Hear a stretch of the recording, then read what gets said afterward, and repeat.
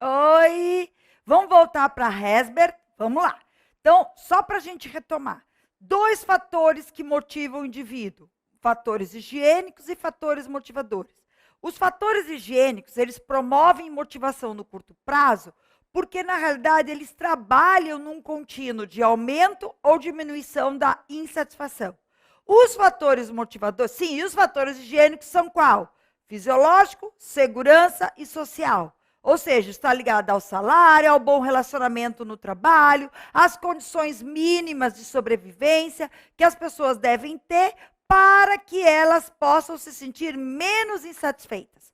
O fato delas se sentirem menos insatisfeitas não leva ao aumento da produtividade. Veja lá, né? A produtividade fica normal, né?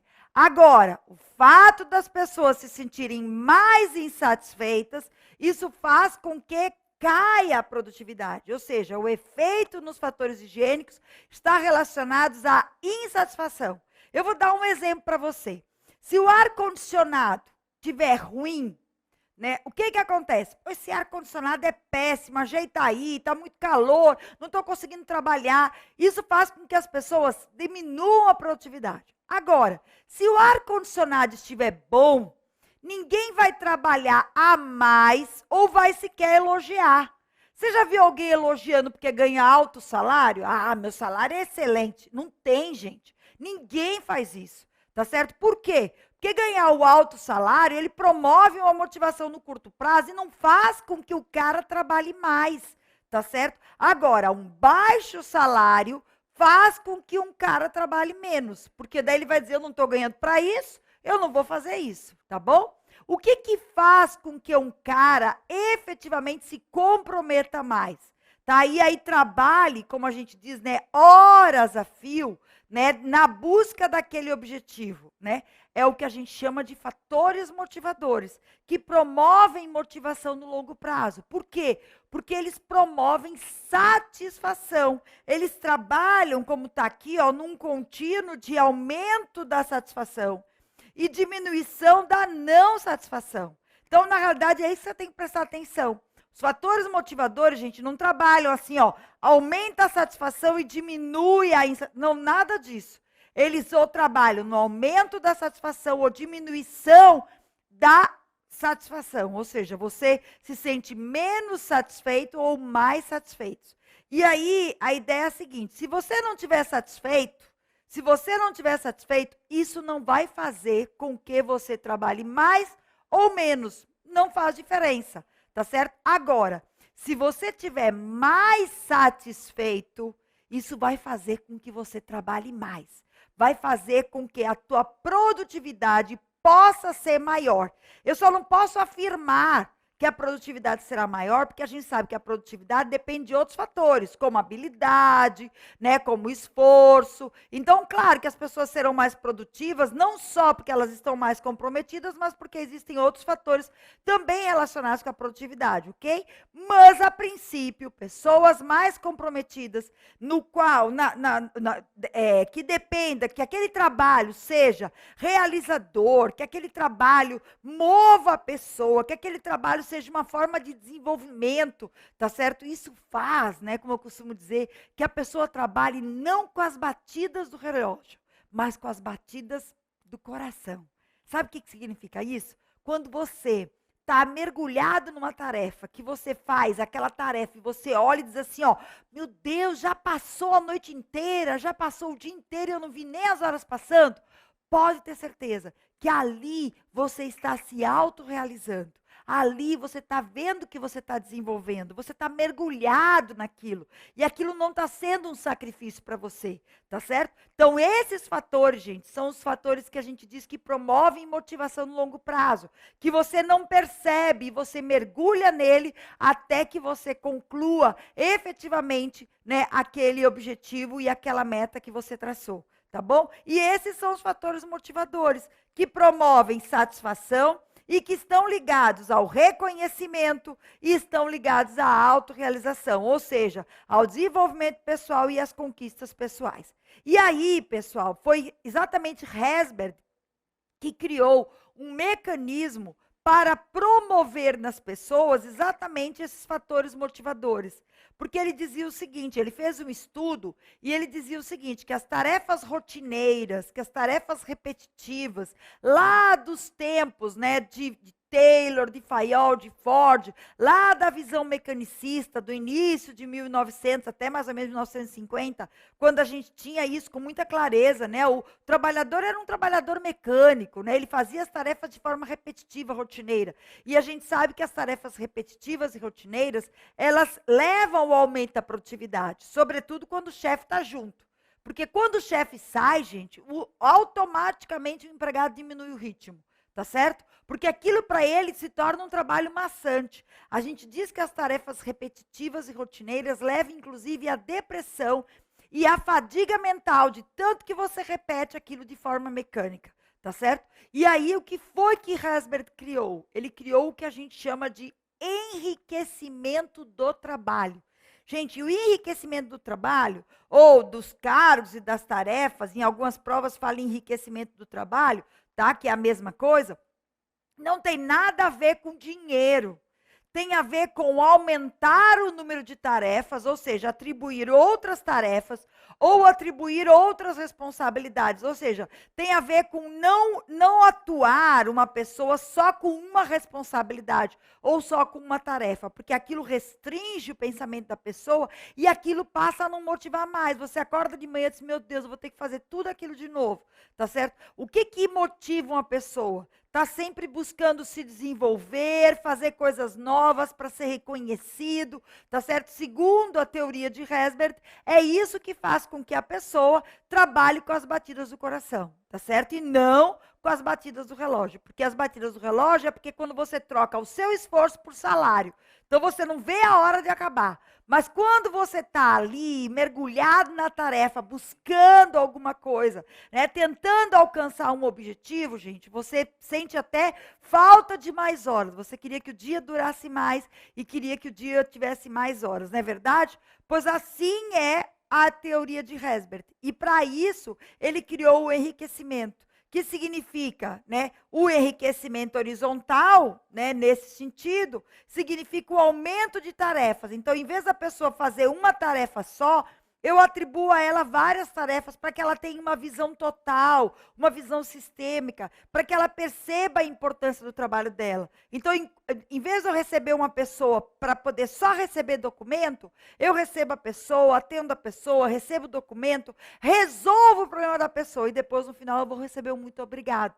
Então, veja, a diferença de você resolver um problema, a pessoa te dá um muito obrigado, se sentir ali agradecida, você, poxa, né, fiz um trabalho bom. Do que você simplesmente receber um documento, o outro, carimbar o documento, o outro, despachar o documento. Ou seja, a pessoa vai passando de guichê a guichê, chega no final, a pessoa não sabe nem mais para quem vai agradecer, tá certo? E você que teve uma visão reducionista, você não sabe nem para que você está recebendo aquele documento. Ou seja, aquilo não te realiza, tá certo? Então, quando você atribui mais de uma tarefa às pessoas, tá certo? Você consegue fazer com que a pessoa tenha essa visão do todo e veja a importância que o trabalho dela tem, o reconhecimento, né? E o desenvolvimento, porque de todo jeito ela está sempre fazendo alguma coisa nova e ela percebe que está se autodesenvolvendo, tá bom? O enriquecimento vertical, né, que aí está nesse sentido, tem a ver com o aumento da responsabilidade, ou seja, é quando você atribui tarefas mais complexas e com maiores responsabilidades. Então, em vez do cara ter a responsabilidade só do nível dele, ele assume, por exemplo, uma decisão que tem a ver com outro nível, tá certo? Então, é como se eu, por exemplo, desse a possibilidade lá, eu sou recepcionista de um curso. O que eu faço? Qual é o meu trabalho? Receber receber as matrículas, certo? Mas por vezes, né, eu vejo diante da situação da pessoa, ou se a pessoa solicita um desconto, vamos imaginar, eu, como recepcionista, vou poder dar esse desconto, né? Eu digo para o chefe, olha, eu posso dar o desconto, não sei o que, ele, pode dar, até 5% você dá.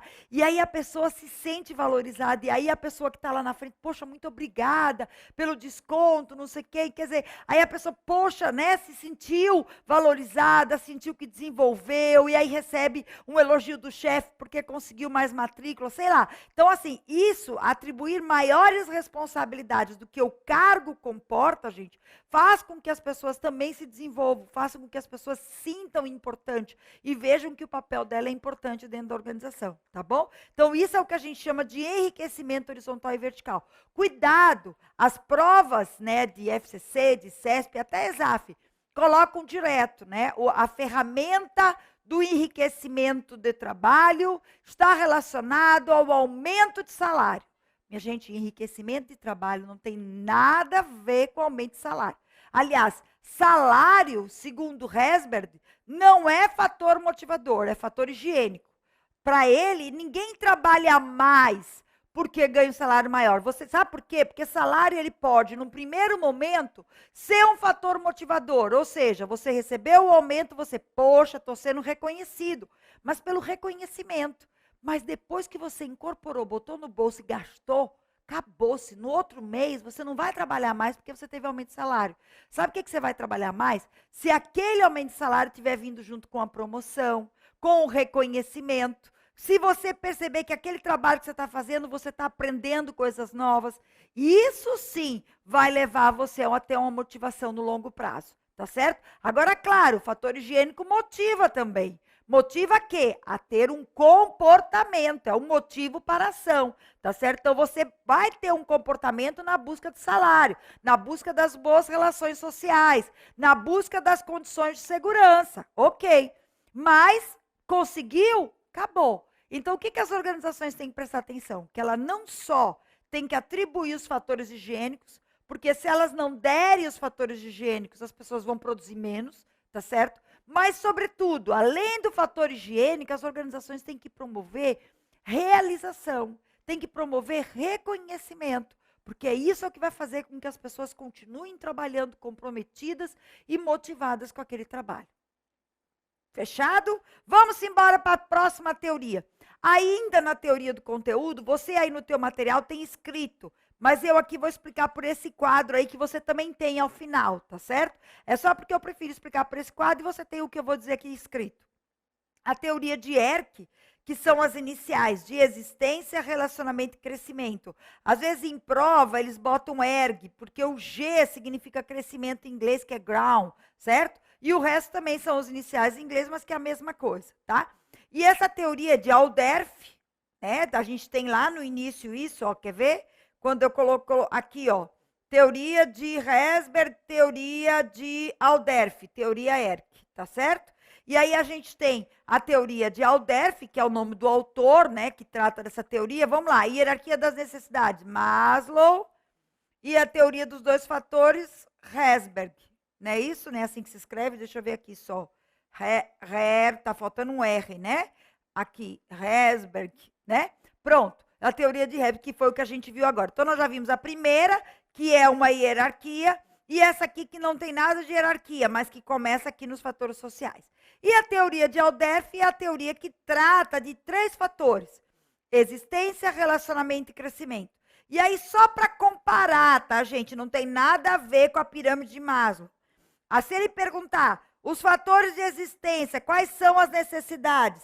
Necessidades fisiológicas e de segurança. Os fatores de relacionamento, quais são as necessidades? Sociais e de estima. E os fatores de crescimento, quais são as necessidades? Estima e autorrealização.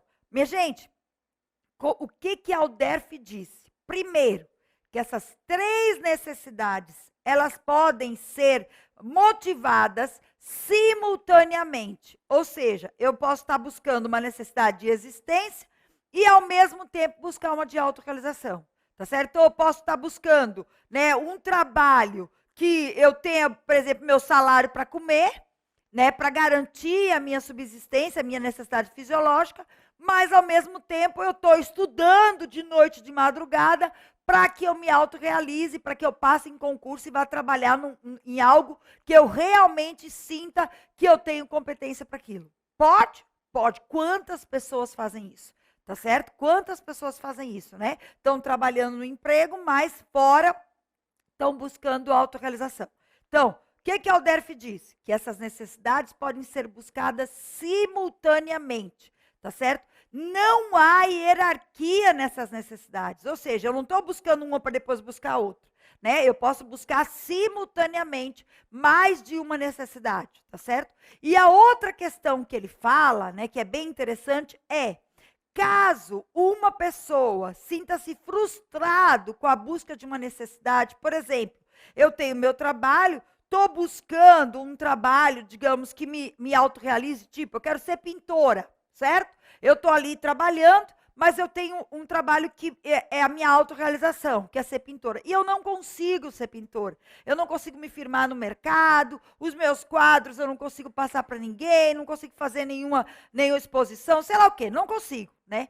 Aí o que Alderfe diz é que esta necessidade não atendida pode levar à compensação numa necessidade inferior. E quando eu estou falando de inferior, não é que tenha hierarquia.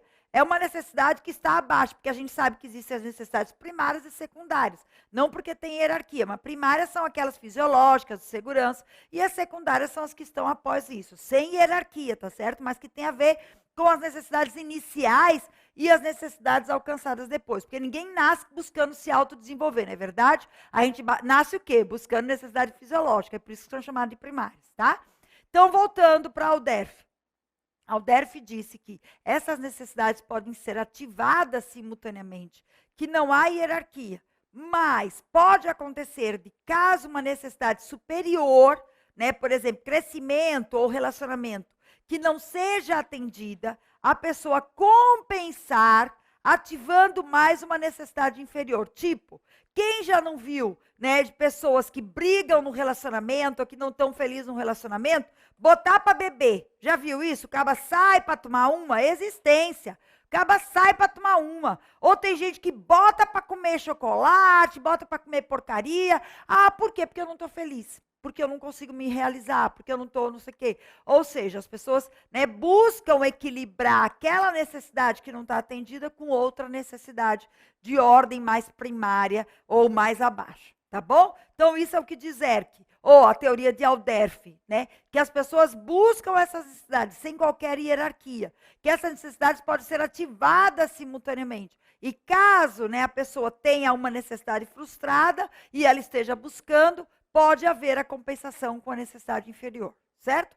A teoria das necessidades adquiridas, de MacLean, né, McClelland, né, assim como se escreve, ele, na realidade, não estudou nem as necessidades fisiológicas nem de segurança, ou seja, o que se chama de necessidades primárias, tá? Ele nem estudou isso, tá certo? E ele diz que isso aqui são necessidades básicas, né, que promovem essa motivação no curto prazo. Mas o que efetivamente motiva o comportamento de um homem, segundo MacLean, são as necessidades de afiliação, de poder e de realização.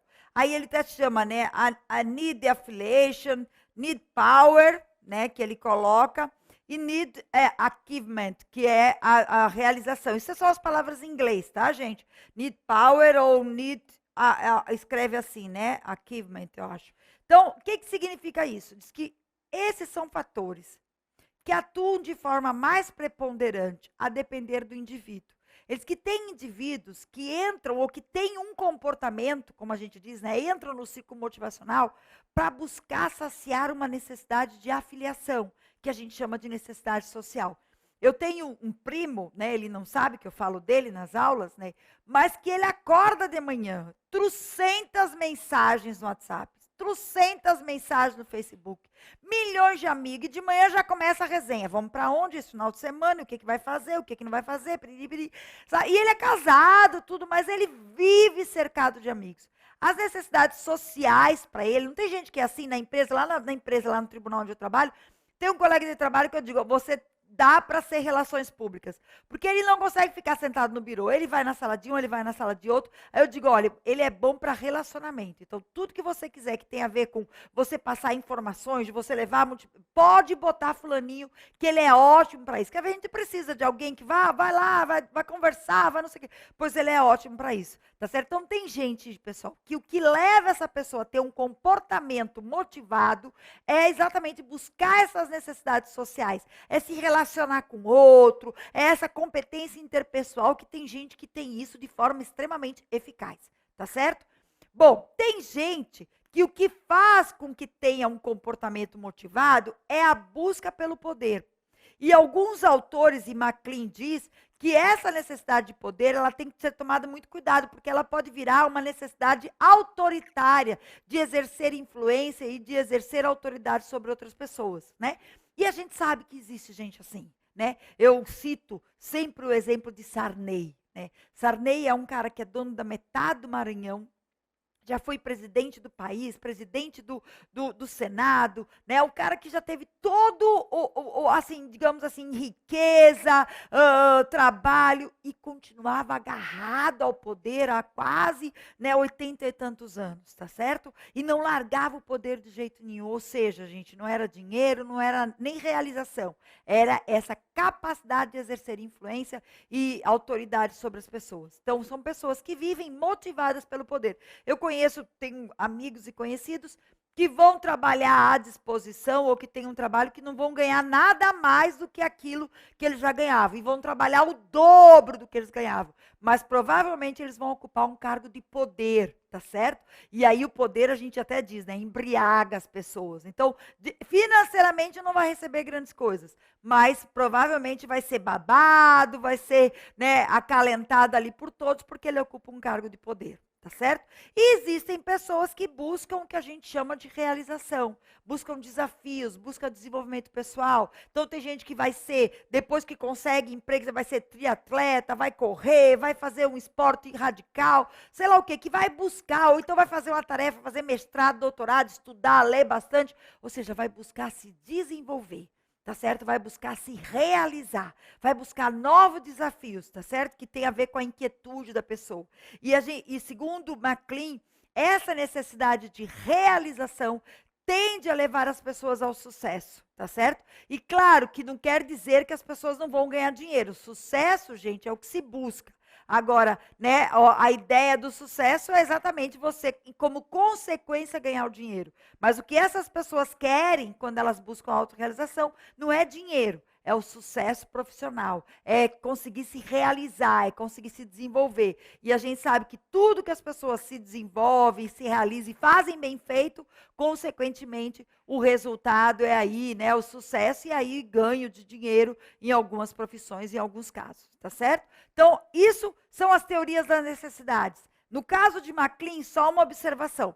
Essas necessidades, elas são preponderantes em cada pessoa.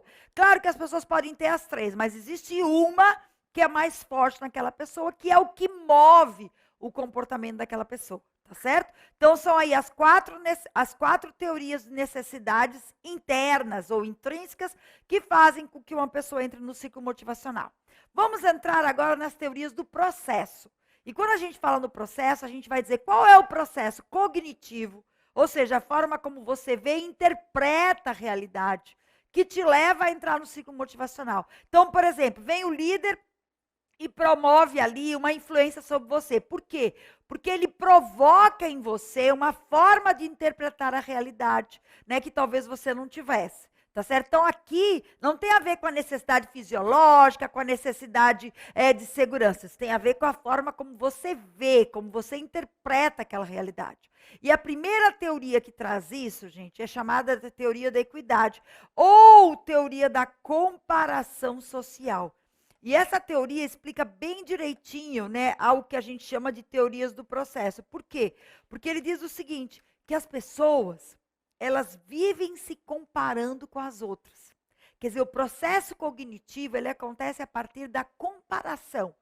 E aí é como se você fizesse assim, ó. Você tivesse aí, eu aqui, né? E a gente, por exemplo, tivesse algum tipo de relação e que eu me comparasse com você.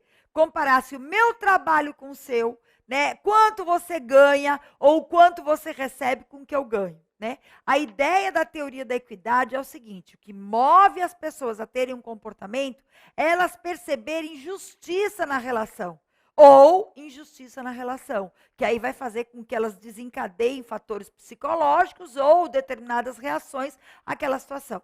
Por exemplo, se você se compara comigo, você diz assim: ah, Beth, eu trabalho muito menos, com menos esforço e ganho mais do que você. Né? Independente do meu trabalho, a gente diz que essa comparação acontece independente da pessoa estar na mesma empresa ou não, independente da pessoa ter o mesmo cargo ou não, e tem mais, independente das pessoas serem do mesmo gênero ou não. Ou seja, eu posso ser mulher, você ser homem e você se comparar comigo, tá certo? Porque a comparação é entre aquilo que você dá e aquilo que você recebe. Ou seja, a comparação é entre as tuas contribuições e as tuas recompensas em relação ao outro.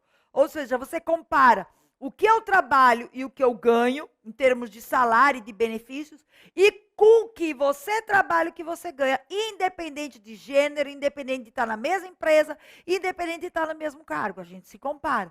E aí, a partir dessa comparação, isso vai desencadear um comportamento. Se essa comparação trouxer equidade, ou seja, você olha e diz assim, a Beth trabalha mais, mas ela ganha mais. Eu trabalho menos, mas ganho menos. Então, você fica na sensação de equidade. Então, isso vai fazer com que você mantenha um comportamento. Mas, se você perceber, ou eu perceber, por exemplo, que você trabalha menos e que ganha mais, que eu trabalho mais e ganho menos que você, na hora que eu me comparo, puxa, que absurdo. E aí eu vou dizer, isso vai gerar em mim um fator psicológico, que vai me mover e vai despertar em mim um comportamento. Esse comportamento, que aí não nos interessa, tá, gente? Porque aí entram fatores psicológicos, aí é a psicologia que vai explicar.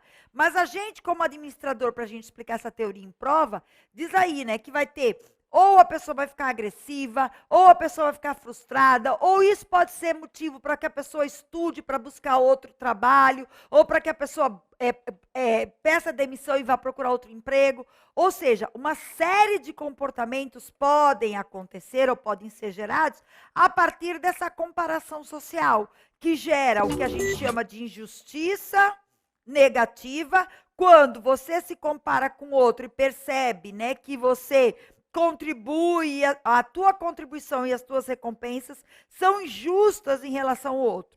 Ou quando você se compara com outro e percebe que as tuas contribuições, as tuas recompensas são maiores que em relação ao outro. E isso também desperta em você um comportamento. Por exemplo, tipo, eu posso trabalhar mais que você e ganhar mais do que você. Ou, não, melhor, eu trabalho menos que você e ganho mais que você. E aí eu vou dizer, poxa, mas isso não é justo. Isso pode despertar em mim, né, um comportamento tipo, rapaz, vai-te embora, vai trabalhar, ou até uma frustração. Eu vou dar um exemplo que isso acontece muito claro nas empresas. Quando os gerentes, os chefes, os líderes não percebem isso, que os diferentes devem ser tratados de forma diferente. Então, como é isso? Por exemplo, eu tenho a mim e um outro professor. Vamos falar aqui do pessoal que grava. Tem Schwazi e tem Diego. Vamos imaginar que Schwazi, né, grava muito, está sempre disposto, né, faz uma boa gravação, tá certo? Depois da gravação ele vai lá, ainda edita a aula, ajeita, tudo isso. Está sempre disposto a ajudar. E Diego, pelo contrário, grava a aula, fica ali meio dormindo, né? Quando termina a aula dele, ele fica lá em cima fazendo corpo mole, não edita nada. E o chefe dá o mesmo tratamento para Schwazi e o mesmo tratamento para Diego. E os dois ganham o mesmo salário. E os dois, pelo contrário, Diego, que é corpo mole, às vezes até, como ele é muito brincalhão, sabe, cheio de graça, o chefe gosta até mais dele do que de Schwazi. Apesar de Schwazi ser mais trabalhador, mas ficar lá quieto, no canto dele, etc, etc. Minha gente, quando eles olham isso, né, isso vai fazer com que Schwazi tenha um comportamento diferente. Ele vai se comparar. Pô, eu trabalho pra caramba e sou tratado desse jeito. O que vai acontecer? Uma iniquidade negativa. E aí ele pode gerar um sentimento de frustração, de agressão, tá certo? Inclusive de necessidade de vontade de querer sair daquela área, né? E de não querer trabalhar para aquela pessoa, tá certo? Em compensação, o outro que percebe uma iniquidade positiva, vê, eu tenho que continuar com o meu comportamento, porque assim está dando tudo certo. Eu trabalho menos e ainda sou bem tratado pelo chefe. Tá certo? Quer dizer, isso não vai fazer com que o cara, que é Diego, trabalhe mais, e isso pode fazer com que Schwaza trabalhe menos, tá certo? Então, por quê? Porque as pessoas percebem iniquidade, né? Então, como a gente diz, a gente tem que tratar os diferentes como diferentes e não como iguais. Porque na hora em que a gente trata pessoas diferentes como se fossem iguais, pagando o mesmo salário dentro das mesmas condições, a tendência é da pessoa, ou se, né, da pessoa ter um comportamento, e esse comportamento pode levar ao aumento ou à diminuição da produtividade. Entendido a teoria da comparação social? Boa, né, minha gente? Vocês estão vendo que cada teoria você deve estar olhando e dizer assim, Beth, eu me enquadro nessa e me enquadro nessa. É verdade. A gente diz que a motivação ela é multifacetada. Ou seja, você, uma teoria, ora explica, depois a outra vai depender da situação. As teorias estão aí para explicar o comportamento. Essa próxima teoria que eu vou trazer aqui, que é a teoria de Luke, que trata da fixação dos objetivos, é excelente para explicar você esse comportamento que tu tem focado em concurso. Vem, no próximo bloco a gente vai explicar bem direitinho isso, já já.